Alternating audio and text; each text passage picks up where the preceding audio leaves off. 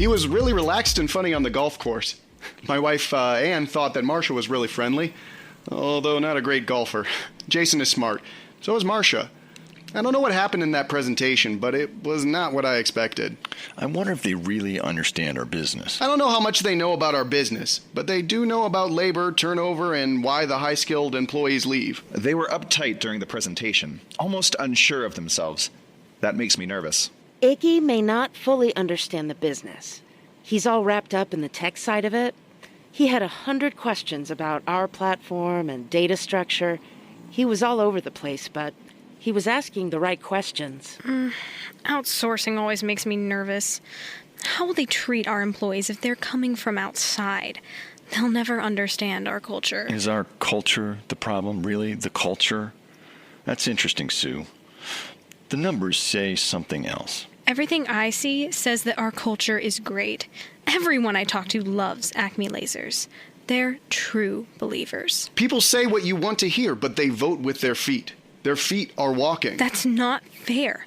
I think maybe it's the high turnover nature of the industry. Do you have data that shows that? I think that I've been around long enough to know. Data. Do you have data? Know that when I talk to people, data, Sue, whether data. they are happy or not. A little bit of data. Regardless, Bill, it sounds like you have the best connection with them.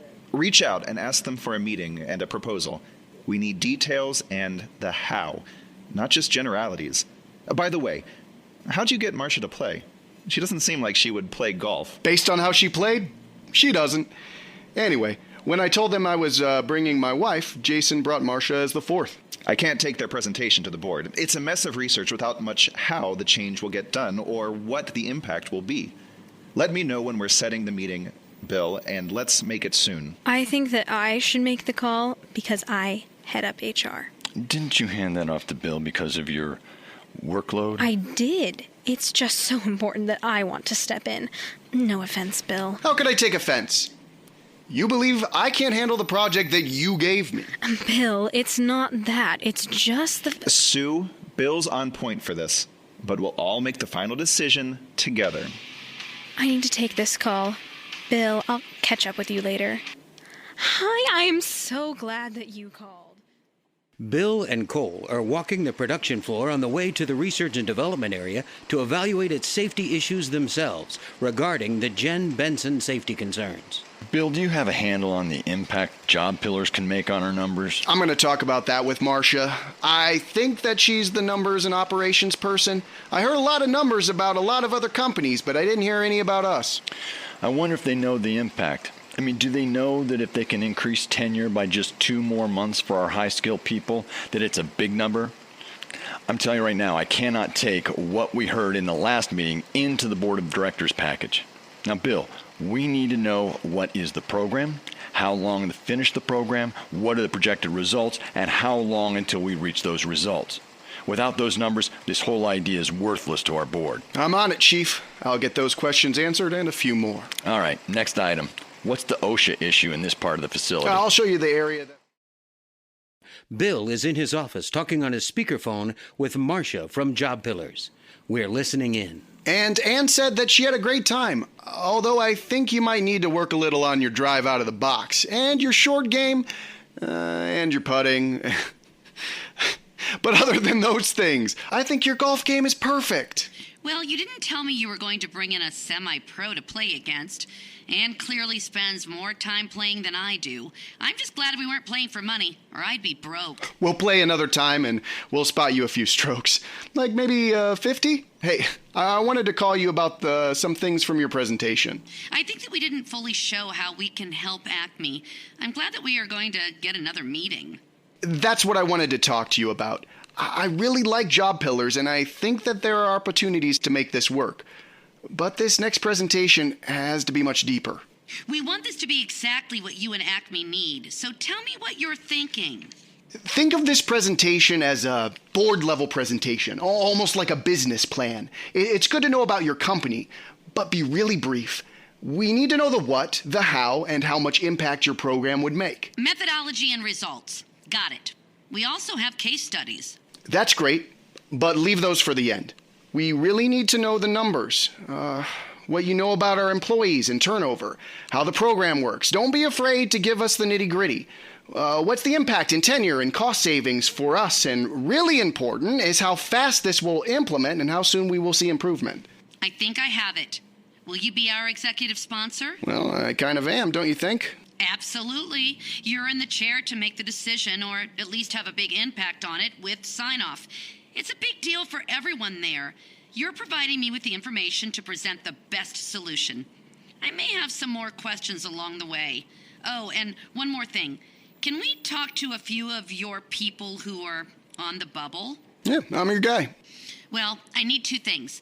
I would like a 3-hour presentation so that there is time to really present and discuss. This should not be rushed. Second, would you take a look at the draft presentation before we show it and let us know if there are any gaps?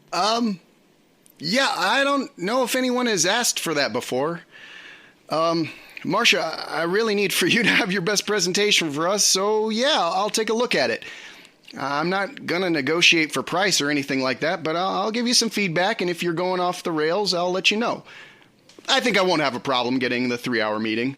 I have one more ask. Can we interview a few of your employees who are at risk of leaving? Around 35 years old, someone who's been with the company 7 to 8 months. Okay, the inventory list is getting a little long. Is there anything else? That's all I'm asking for. Thanks so much, Bill. We're going to bring what you're asking for and more. All right, I need this meeting in no more than the next 2 weeks. Nothing like a little pressure. I'll make it happen. One of our team will call and set the meeting. Thanks again. Looking forward to see what you put together. Episode 7, Bobbleheads. I've been in a lot of meetings, board meetings and regular meetings, and I call it bobbleheads because every time there's a problem, it almost feels like that we go around the table and someone hits a bobblehead and the person says what they want, and then they hit the next bobblehead and it goes up and down. And that's kind of what is happening right now, is that there's this idea of playing, the Jamaican drums of the bobbleheads inside of Acme as they're looking into all of the solutions to the problems that they need to have.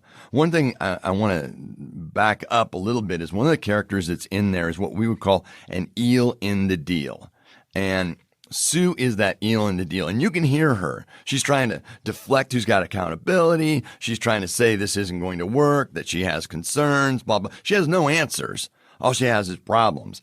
And so that is the person we call an eel in the deal. No matter what's going on, they're trying to delay or defer, or they're trying to kill off what you're trying to help them solve. And I love the character Cole in this episode because Cole is he's feeling the pressure for the board meeting, having to have a plan, having to be able to solve the solution for the customer. And so Cole is really pushing on Mark, pushing on Bill, and clearly sees Sue as someone who is deflecting, who is not helping, and wanting to remove her as a part of the conversations because she can no longer play at the level of problem that Acme Laser really has. And so Cole, I think, as the financial guy, we would see primarily as an eel, normally as a salesperson. And what we see is Cole recognizes we have somebody that's stalling the progress of what he knows he needs to get done. See, the thing is that Cole identifies a very different problem, which is the real problem that has to be solved by job pillars. And that is there's a board meeting coming up.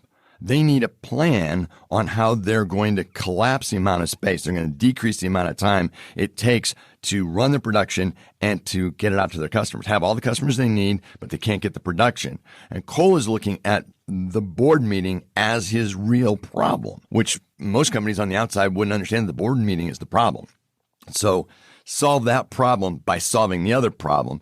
And that board meeting becomes almost another character in this story. Well, and in the next episode, what's going to be real interesting is we start to hear about how did that big presentation go in which both Acme Lasers is looking to job pillars to be part of the problem solution. And of course, job pillars wants to be that player.